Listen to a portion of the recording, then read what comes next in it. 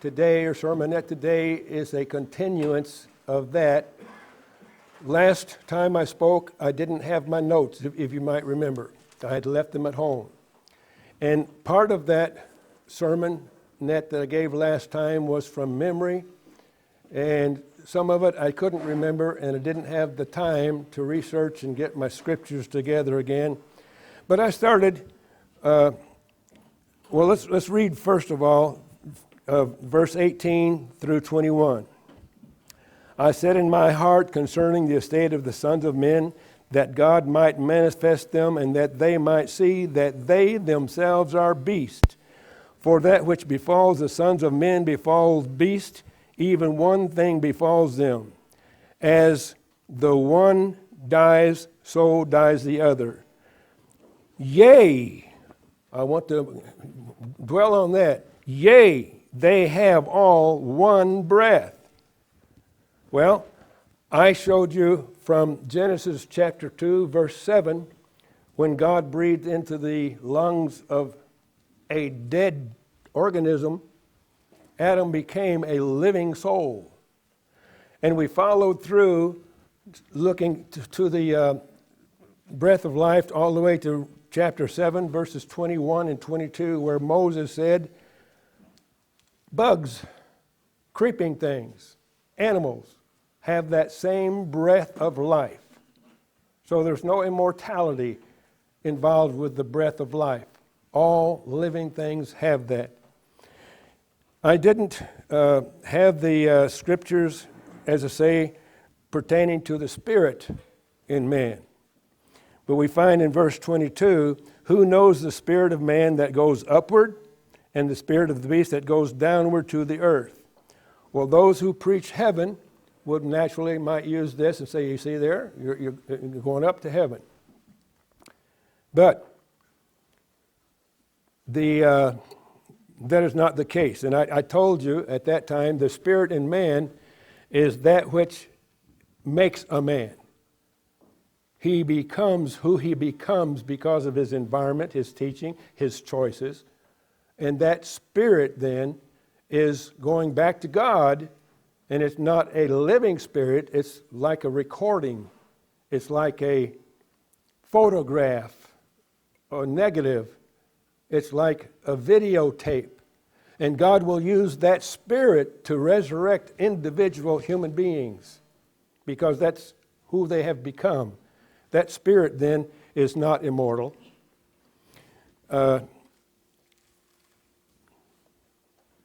In Job, let's not turn there, but in Job 33, verse 8, Job says, there is a spirit in man. Well, now, that's pretty plain English. There's a spirit in man. Man is not a spirit. Man does not have a spirit, but there is a spirit in man. I encouraged you last time to take your concordance and look at all the places that the spirit of man is mentioned. How many did that? I wonder how many in the audience of this videotape did that.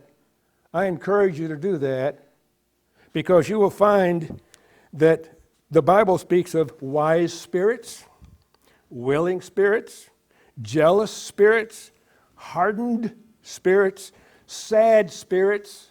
It talks about the spirit of Elijah and the spirit of King Pul and King, I don't know how to say it. I'm going to spell it Tilgerh,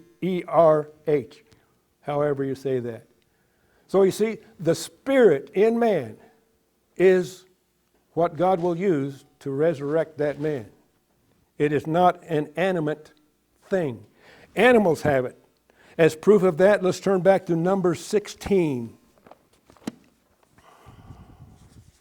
Numbers 16, verse 22, and this is Moses writing. He says, and they fell on their faces and said, O God, the God of the spirits of all flesh.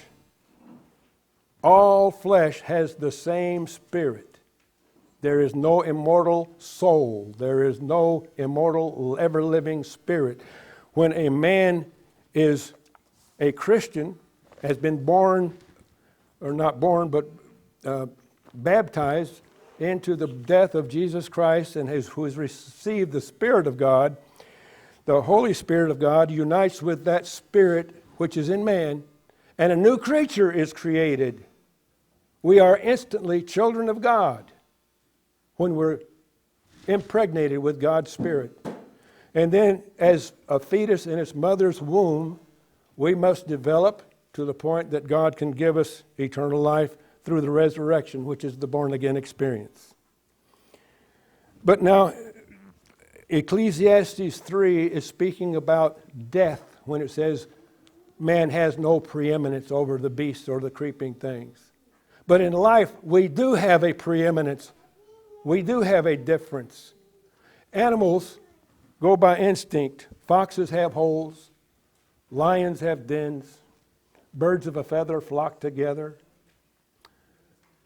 If you have seen the experiment, the scientists years and years ago took an egg, or took several. They did it on not just one case, but they took an egg from its nest, its parent's nest, put it in an incubator, and pretty soon they had a robin or whatever bird it was. And to their amazement, a robin was a robin. And it did robin things. And when it built a nest, it built a robin's nest. And an eagle was an eagle. And when it built a nest up high in the mountains, it built a nest just like it had been pulled out of, never having seen their nest. Animals are by and large governed by instinct. They do have some personality. I know some dogs that are very upset when they're left alone, and I've heard stories about them tearing up the house just to show that person, you better not leave me home again, okay? Animals can love, animals can fear, animals can hate, animals can be mean and vicious, but they can be lovable and docile as well. But they're basically governed, as I say, by instinct. We, human beings, who have the same breath and the same spirit as the animals, have creative ability. We have minds that go well beyond any animal, and we have hands, and the apes can't do what we do, even though they have hands that's similar to ours. But we have an ability that is far above the animals in life. But in death, when a man dies, he's dead. And when a dog dies, it's dead. There's no preeminence in death. When we die, we'll be dead. The spirit that goes up, as I say, is that which God will use to resurrect me, my spirit. My spirit is me. It's the way I think, the way I talk, the way I look. It is a replica of me, or it is what God will actually use to raise me. And in the resurrection, all of you who are there will know me. I might have hair then. I don't know. God might do some healing, you know.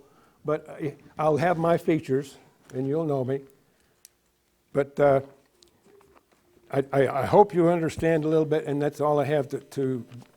The title of this message is, Are We Visionaries? Can you see the vast future? We are at the start of something really big. And I'm just asking the question, can we see it? Can we feel it? Can we envision that we're at the start of something big? Remember we said the other day that Christ created the new covenant Passover. It was still the 14th, just 20 hours earlier than when they normally killed the Passover, and then a few hours after that, when they normally ate the meal after sunset. But it was still, let's say, 20 hours earlier than the normal sacrifice.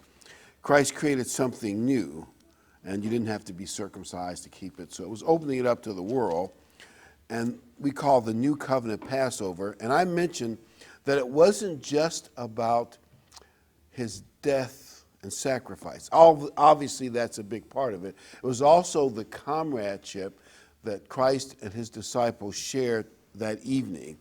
And that as they left and they drank that final drink and they walked out into the night, they knew, at least Christ knew, and I think they understood it greater as years went on, that they would be facing a spiritual warfare that, well, of course, some of them were martyred shortly after that, at least a few of them were, and they were persecuted by the religious leaders of their own people, as you well know.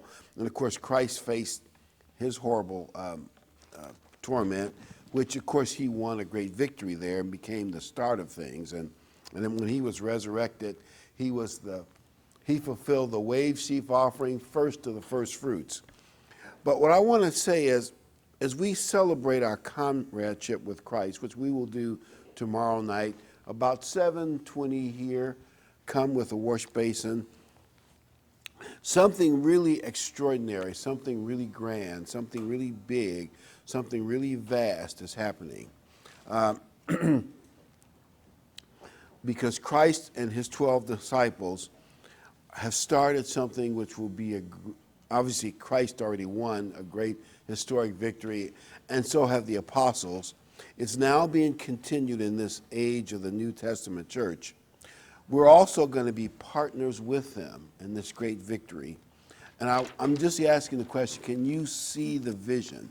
Can you see the greatness of it? Because it is great. Let's go to John 14. I want to first emphasize that we're going to be brothers with Jesus Christ.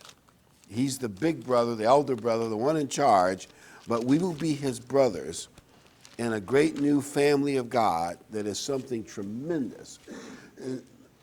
John 14:1, he says, "Let not your heart be troubled," because he knew that they would be facing a spiritual warfare, and we're facing it in a smaller way. But, a lot of people say, friends of mine persecute me if I don't want to, roll Easter eggs with them this next week. And, compared to what the apostles faced, it's nothing, nothing.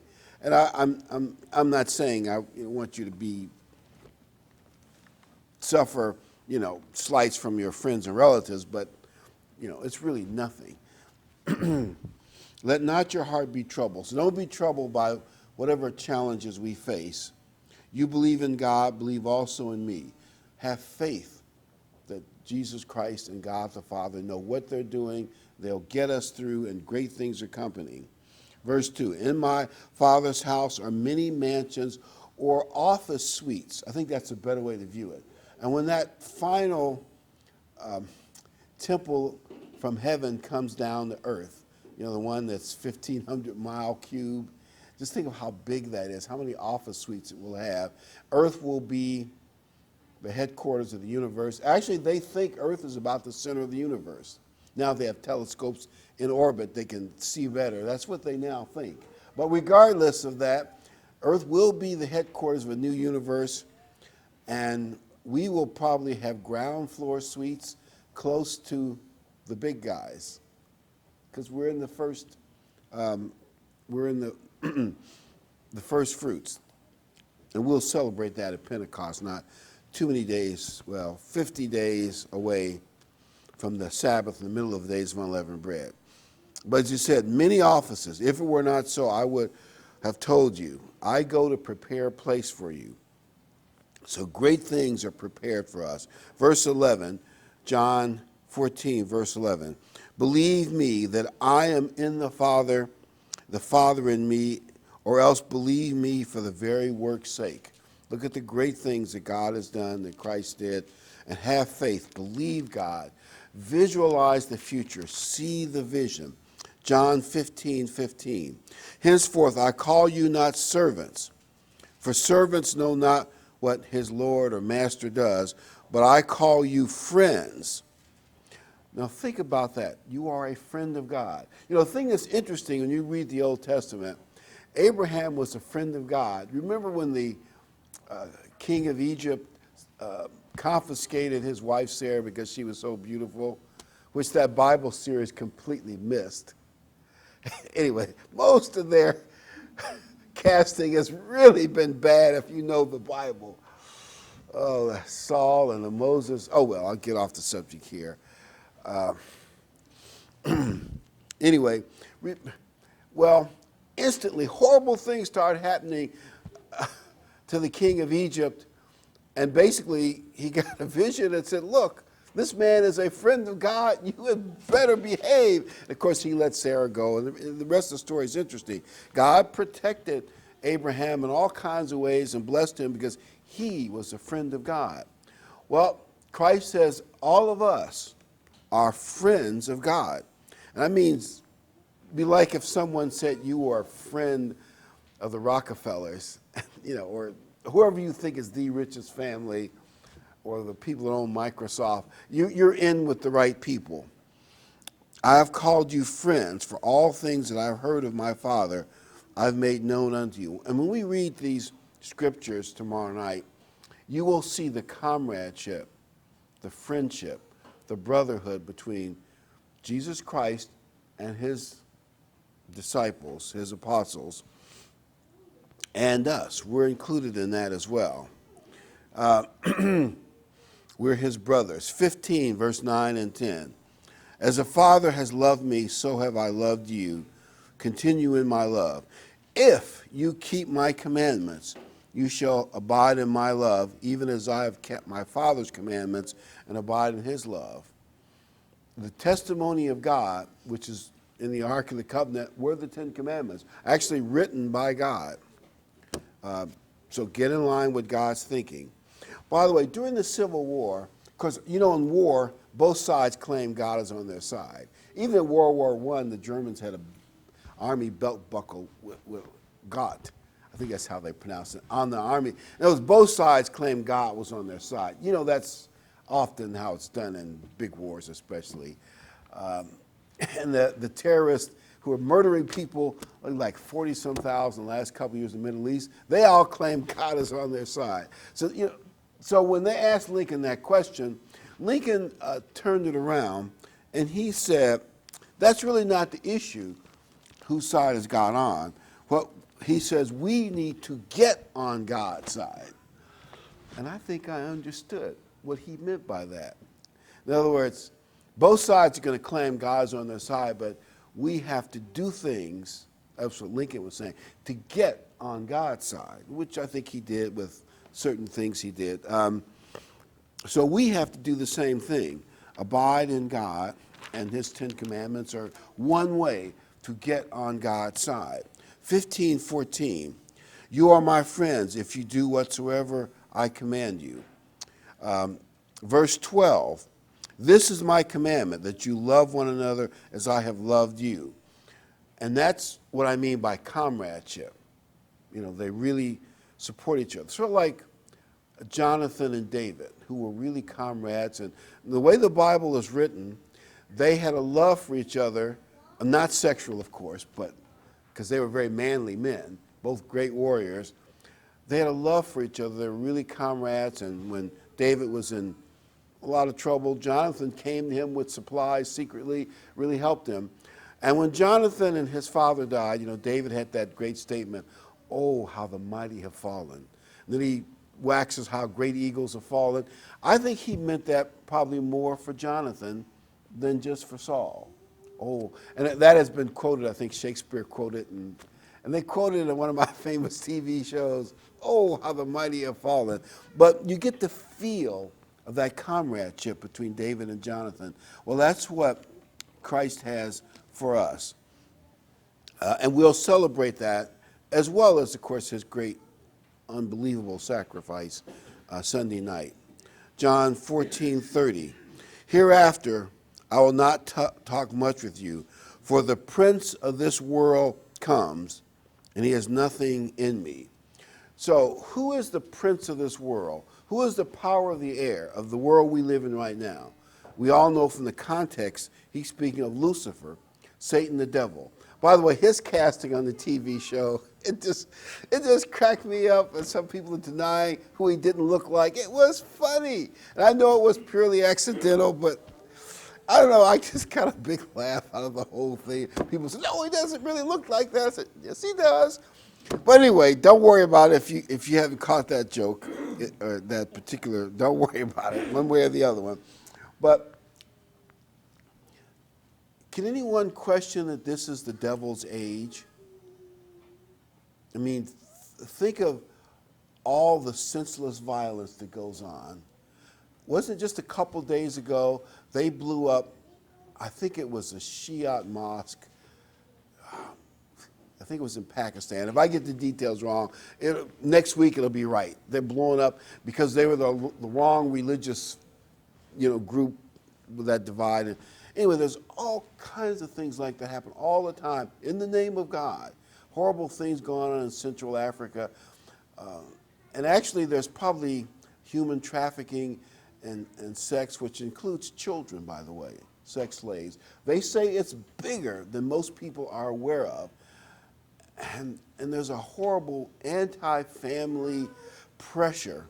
We're reading a book called Too Sexy, Too Young about the pressure on kids, especially young girls. It's an interesting book. One thing you can see, it's like an onslaught of all the society and media that is wreaking havoc with family values, young women.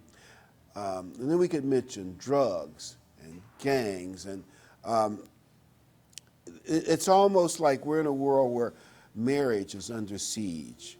Perverted education, perverted media, perverted politics, lies, ungodly religion, and a fair amount of starvation and persecution in the world. And I'm going to predict this. As America declines as the stabilizer of the world, I think all of our carriers are parked in one place, none in the Persian Gulf now, none in the Pacific. As America pulls back, you wait and see the kinds of governments that will replace America. It will not be so egalitarian. It will be evil. I'm predicting it. You wait and see. It may take 3 or 4 years for it to become clear and obvious. But I think the bad guys are starting to sense America can't quite afford to be the policeman like they used to be. It used to be they'd ask, well, we're going to invade somebody. What will America do? They're starting to now wonder less about that. And it will get more so, I predict, somewhere down the road as they finish slicing and dicing the Pentagon and other problems America's having. It may take a while for that to become clear, but you will see the evil of the world grow more as the beast and the false prophet come on the scene. And I don't believe it's that many years away. Obviously, no one can set dates, so I'm going to be careful. It could be 10 years, but it could only be 3, 4, 5 years away. You're going to see it. You're going to see the devil's evil age get stronger and stronger. You're going to see more lies in the media. It's going to get worse. We all know that the Messiah is coming to bring a new age of goodness. It'll be a new paradise. It's coming, maybe 10 years away, 12 years away, 8 years. I'm not going to set dates because I know maybe it's 20 years away, but historically speaking, that's still not a long time period. It is coming. But in the meanwhile, we are like soldiers behind enemy lines, and we need to be stronger, more positive, because we're in a world that's pushing the wrong way. And that push will get worse. John 17:20. John 17:20. Anybody that doubts that this is the devil's age hasn't been reading too many good history books, because this is not an age, a world of goodness. And as I predict, it will get worse. 17:20. Neither pray I for these alone. In other words, when Christ was praying to God the Father for his apostles, they hadn't replaced Judas yet, but so it was really 11, because Judas was already, Christ knew was already lost. But for those 11 and a 12th one that would come, he wasn't praying for them alone. He was praying for us. But for them also which shall believe on me through their words. We're reading the words of John the Apostle right now. We're believing because of what John did. So he's praying for us. Christ prayed that we would be strong, that we would have faith, that we would see the vision of the greatness of what's going on. I want to go to Matthew 13, because I want to make a point here, especially we're a small group, and And we're a tiny group. There are some churches, at least I know of several, at least two, that have over 1 billion members and tons of money. And I know people, my old friend used to say, well, these great, powerful churches, they couldn't possibly be wrong on doctrine. You would think that, wouldn't you? But this being the devil's age, that's not true. Matthew 13:31. This is called the parable, the mystery of the mustard seed. Verse 31, Matthew 13. Another parable put forth unto them, saying, the kingdom of heaven is like a grain of mustard seed, which if a man took and sowed in his field, which indeed is the least of all seeds. Mustard seeds are really tiny. You could put them on the tip of your finger, barely see it. And I know they grind those up and other things to make the mustard sauce, but mustard seeds are tiny little things. It's a little bitty thing. As it says, one of the smallest of the seeds. But when it's grown, it is one of the greatest among the herbs, and becomes a tree, so that the birds of the air and lodge in the branches. In other words, it can become a big, huge tree to support all kinds of wildlife.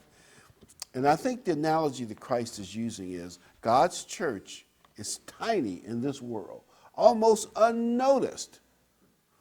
But the potential is to become a great, huge, well, in his case, kingdom ruled by Christ, and the 12 apostles will rule the 12 nations of Israel, who will lead the world in becoming what God wants the world to become. And I imagine people like Paul and Daniel will probably have high positions in the Gentile world, but we'll see. You know, God will make all those wonderful decisions. It'll be great. And I'm saying right now, we see a small, tiny church, and you think, well, you know, we can't have that much influence, and why bother? And and I'm saying, as small as the church is now, someday it will be part of the family of God that will rule the entire world. You've got to have that vision. From small beginnings can come great things. Here's kind of how I look at it. Someone would ask me, well, how many people are in God's church now? Maybe that's hard to estimate, but I'm going to say maybe 40,000, because we do have, they think, at least 10,000 people in Latin America. And I know there's a bunch in the Philippines, because I've met with them when I was there many years ago. And they now think there are a lot of Christians, and some, I might have mentioned to you, there's a church maybe about 100 Chinese people that came out of China 20 years ago when they were persecuting Christians. They're not doing it right now, who had the same truth that we do. They keep the holy days, and I think there's a congregation out west and one in Chicago, because our pastor in Chicago got hold of them. And I won't go into the rest of the story, but the point is, if you put all those groups together, maybe there are 40,000 Christians in the world today who know pretty much what we know. You think, well, that's pretty small with, 7 billion population? It's pretty tiny, like a mustard seed. But when the millennium comes, and right before the millennium, the church will get bigger through the work of the two witnesses, but in the millennium, it'll be multiple millions will be converted, maybe 100 million. I'm not setting numbers, but it's going to be something like that. And those multiple millions, when we get to the great white throne, will become billions. And pretty much the vast majority of mankind will be converted. In other words, from a tiny mustard seed, something great. What we have to do is keep the truth alive, keep the church alive until the greater growth comes when the two witnesses are here, and whatever God has for us. He may have more things for us than we know right now. And the church has obviously, if you look at the history of the church, there have been times when it was small and scattered, and then certain leaders came and it got bigger, and then there would be an apostasy and it gets small, and you'll see those ticks. And if you read there are actually several books called The True History of the True Church. But we have to stay strong during the quiet moments and the bigger moments. Let's go to Romans 8:28. There's one word that I want to emphasize in Romans 8:28. We need to have the vision that even though we're small, great things can happen. We need to just stick with it. Romans 8:28. Romans 8:28 reads, we know that all things, even the small things that are going on now, work together for good to them that love God, to them that are called according to his purpose. Verse 29, for whom he did foreknow, he also did predestine. So God chose us for whatever reason, not because we're the best, we know that, but for whatever reason he chose you to be conformed to the image of his Son, that we might be the firstborn among many. I'm emphasizing that word, M-A-N-Y, many brethren. Many are coming. And you see the small size of the church now, you think, well, I don't see it, we're tiny. Let me just mention how one man can change things. I'll mention Ray Kroc. I know that's a worldly story, but it makes a point. Ray Kroc was a salesman of milkshake machines. And, he went around the country selling milkshake machines to restaurants. There were a few restaurants that used them of that type in those days, like White Castles. And he saw the McDonald's brothers in California had 2 restaurants. He was impressed with their system, how they could make French fries and burgers fast and methodical. He had the vision to see that could become a worldwide industry. So he bought out their rights. I won't go through all the details, and then franchised it to investors. You realize that he changed the fast food industry? I mean, there have been other versions of what Ray Kroc has done, but there are now thousands of McDonald's around the world. As a matter of fact, a lot of places in the world, when they think of an American restaurant, they think of McDonald's. You go to London and Paris, that's what they think of. They're all over. Like you go to, say if you get to I-55 or I-70 between St. Louis and Kansas City, every 20 miles there's a McDonald's. I mean, you could almost methodically, it's really almost that methodical. There are thousands of workers. Hundreds of people have been made millionaires, multimillionaires because of McDonald's, and millions have eaten, and it's created a whole new, there are imitators, of course, with others. Now that's just one man's vision. He saw it, and he was able to make it. Let's go to Acts 17:6. I'm making a point here. And I want to elaborate on this one a little bit because it'll help us understand some things. Now, this was a critic of Paul. Paul was the main one. When you read the context, he's really the main one. When he left town, things quieted down. Like he left Thessalonica when they were rioting, trying to kill him. And so he brought some other ministers in there to nurture the church, but he left. When he left, things quieted down. But anyway, Acts 17:6. Here's one of his critics. When they found them not, that is this mob that was trying to get Paul, they drew Jason and certain of the brethren unto the rulers of the city, crying, these men have turned the world upside down. And they come here also. Now, how did Paul turn the world upside down?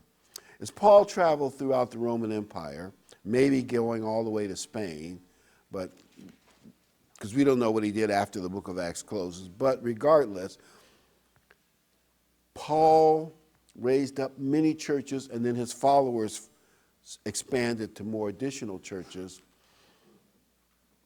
He turned the Roman Empire upside down and made Christianity a powerful force, so much so that several centuries later, Constantine had to co-opt Christianity to help him rule the empire. I mean, maybe everything that happened there we wouldn't have approved of, but I want to tell you how Paul did it. When Paul walked into a synagogue, in the back of the synagogue were a lot of Gentiles. These Gentiles, they call them God-fearers in the commentaries. These were people who had moved away from the superstition, the stupidity of all those dumb idols. They saw the obvious stupidity of it. Zeus, and there's an idol for speed. I think that's Mercury. Gods of war, goddesses of fertility, the sun, the sea, all that pantheon of stupidity and all the superstition that goes with it. And they saw the obvious stupidity of it, and they recognized the God of Israel was the true creator God, and they, worship with the Jews in the synagogue. And every Sabbath, they were Sabbath keepers too, they come to the synagogue. Well, when Paul showed up, Paul showed them something additional. Most of them, there are a few, but vast majority of Gentiles, they would not go for circumcision, and they didn't go for all the rituals and traditions of Judaism, like wearing this phylactery over your head, the box. If you go back east and see some of the things that Jews wear, it's embarrassing. I'm giving you my opinion. And I even, because I know some of the non-religious Jews are embarrassed by their religious cousins. The Gentiles saw all that stuff and said, well, it's the true God, but they weren't into all that sort of thing. Paul came along and said, you don't have to be circumcised. And much of the traditions of Judaism were off target. Christ said that in Mark 7. And Paul just said, here is true spiritual worship of the true Creator God. And the Gentiles said, yes, yes. And they came in great numbers. If you go to Acts 13, within a few weeks, almost the whole town was coming over there to hear Paul. Anyway, from city to city, people saw the pure worship. And I'm not giving all the credit to Paul.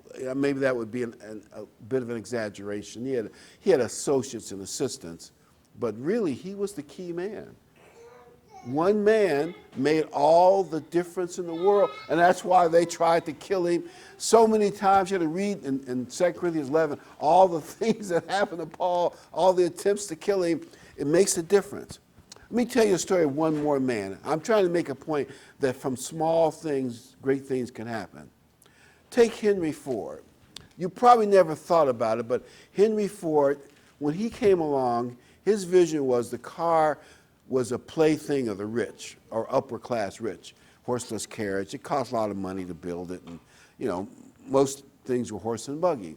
He said, and it took his first company failed. He had to stick with it for a while, but he actually pioneered the modern day assembly line, 40-hour work week, good wages for workers, and he made the car affordable for the middle class. Literally changed the world. We have all these interstates and highways, and much of world production is because of Henry Ford. You probably never give him credit for it, but Henry Ford changed the world as we know it. Now, I want to make the point, Paul changed the world. Jesus Christ changed the world. We're going to be part of changing the world, even though we are a small group, and people will say, well, you all don't have much impact. But we will when God is ready. I don't know when that is and how it's going to work and what role we will play, but I'm not going to worry about that so much as to say that we need to just stay faithful, keep the vision, keep doing what we're supposed to do. Remember, the Apostle Paul turned the world upside down. At least he was the main one. And this is going to happen in a bigger way. When the two witnesses get here, you wait and see. God can do it. Well, really, with the way the media is today, and if God gives that kind of power, the way it's written up, the two witnesses will have the power of Elijah and Moses, carte blanche. With that power and God's inspiration, well, you wait and see. And then, of course, Jesus Christ will come back and bring in the millennium. But for us to be part of all that, we have to stay faithful during these small years, during these quiet years, when the world is doing its thing and, we're kind of like spitting against the wind. You think, well, we can't really do much. But you never know. See the big picture. See the vision. In 2 Peter 3:9, it says God wants all to repent, and God will do it. Zechariah 14:16. That actual scripture says every nation, all nations will have to come up to the Feast of Tabernacles. I want to speculate with you for a minute. This is a future one in the millennium. And it says, if Egypt doesn't come, what we believe is maybe everybody in Egypt won't have to come to the feast, but they'll have to bring leading citizens and leaders. We'll all have to come to Jerusalem, where you'll have the biggest feast, and and every nation will have to send delegates. And if they don't, God's going to zap them. You say, it doesn't mention the Passover and Days of Unleavened Bread. No, every verse doesn't mention everything, but I cannot believe that the most important ceremony to God the Father is appreciating his son's death, that God is going to say, well, all you have to do is keep the feast. You don't have to keep the other holy days. No way. That's not going to happen. Now, granted, you don't keep the Passover in Jerusalem. You don't have to go up anywhere. You do it, in your churches locally. But I guarantee you that within a few years of the millennium, everyone will be forced to keep the Passover. I got a call this morning from a church that's in the middle of Missouri, and they say, well, according to the weather report, we might have 6 to 8, maybe a foot of snow starting midnight tonight, in the next 4, 5, 6, 7 hours. So what are we going to do the next day? And they're claiming, no one knows for sure, of course, weather is a fluid thing, but people are having to run on the stores right now where they are. If the weathermen are right, they're going to be socked in. They may be without power for 3, 4 days. That's being predicted because of the weight of the snow on the power lines and the high winds. They said, we can't possibly do it.